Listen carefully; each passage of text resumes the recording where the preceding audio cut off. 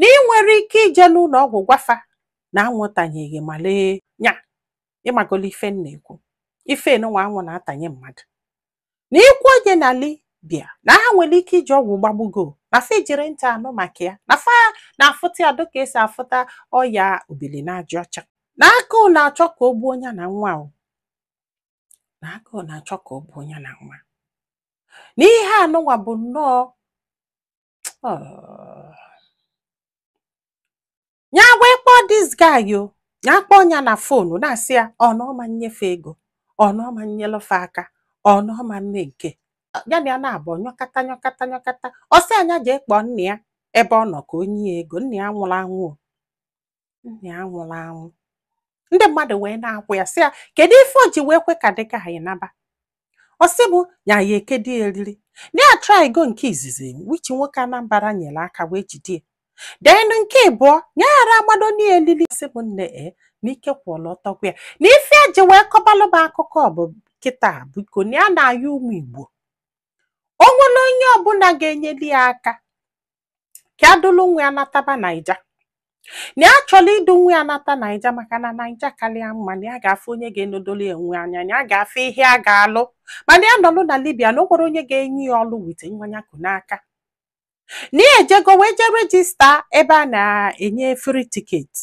na ha kpọrọ ya na-echeketego ike kwụrụ ọtọ gwa ya ọsị bụ na ya gwala ntị enya biko ya nye aka ọsị anya anatakwa na before natanya ha ya kwa ụlọ ọsị bụ nne na ya dị 38 years old wee nwee ụmụaka na-abụ ụmụ nwaanyị na ike kwụrụ ọtọ gwa ya na papia nwekwala ego before papia wee nwụọ mana nwunye nne ya nọ n'enu ego niile afọ papia hapụrụ wee nwụọ na ọ chọrọ iji ntị wee nụ maka ya ọ chọrọ iji ntị wee nụ maka ya mami ya nwa ogbulu kedu ife mami ya ga-eme ọsị m nne na etu ya si wee nọlọ kịta na ike gwụlịa o na ike gwụlịa onwe onye ọbụla ga-enyeli aka just cut ticket for her to go back to Naija na wite ngwa na o nwere onye ọbụla na-akwado inye ọlụ this girl kwukete mana o nwere ihe okwulu metụta m so much ọsị m nne biko na ya na-ayọ m onwe nwoke ọbụla nwere nsogbu amamụnwụ nwa chọrọ ụmụaka ụmụ nwaanyị na-abụ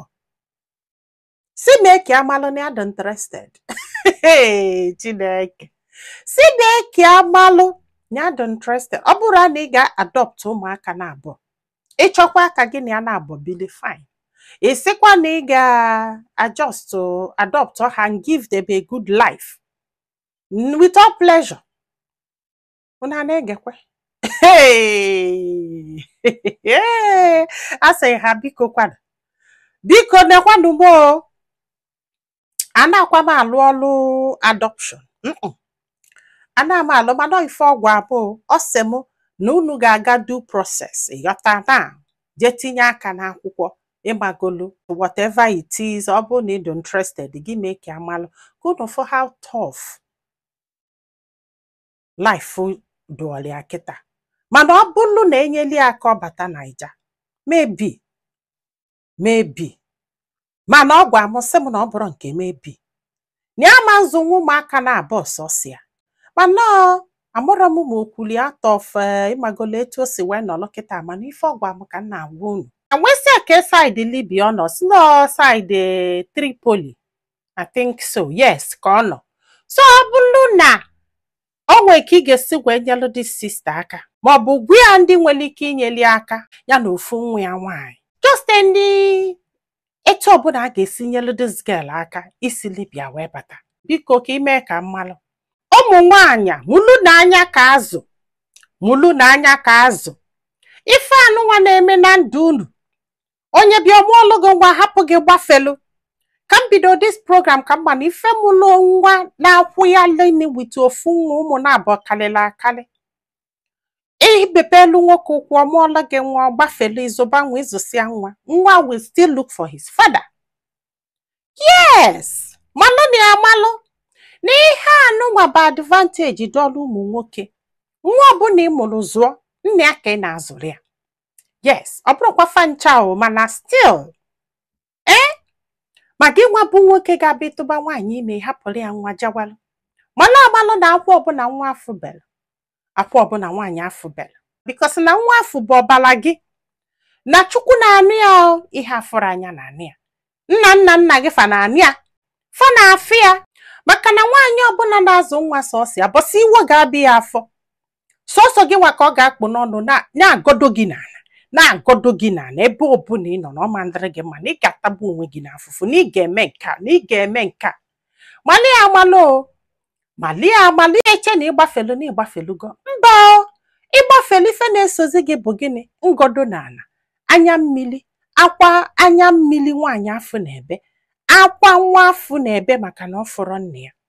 After all, ọ bụrụ ọmụnwa chọrọ ya ka ị gwalụ wee na satisfy your conscience that na female do okay. Ọ dịrị okay, it's not okay. N'ime obi gị makwali female, you know what you did. Yes. N'imegidere ya ji ife chigide echipie. You know what you did. Ada ekpudo afọ ime aka. At least ọ bụgodo na that woman na gịnị ya na-aba ama mbinwu because of the character ama ife ọ na-eme. Once in a while, ise ndị eli ego. Nye ego ka o wee na-azụlụ gị nwa na nwa afọ bụ ọbala gị. Mgbe ị na-ese nya bụ ibon gị, o nwere onye gbadolu gị ọkụ. Ọ gị nwaji aka gị wenyite etinye. Ịtụbazi anya ime, iwe malụ na o nwere ajọ ọnụ, iwe malụ na o nwere ajọ omume, iwe malụ na ọ na-ekwuke ka o nwere ajọ ọnụ nwa ajọ omume na-ekwuke. Kedu maka nwa ịmụrụ? Kedu maka nwa ịmụrụ? Maka na ọ bụrụ na nwa nwekwuo datin, o nwere part of you do n'ime nwa afọ. Look for your child o. Look for your child because n'ife na-eme ụmụ nwoke kịta, most of you amụrụ.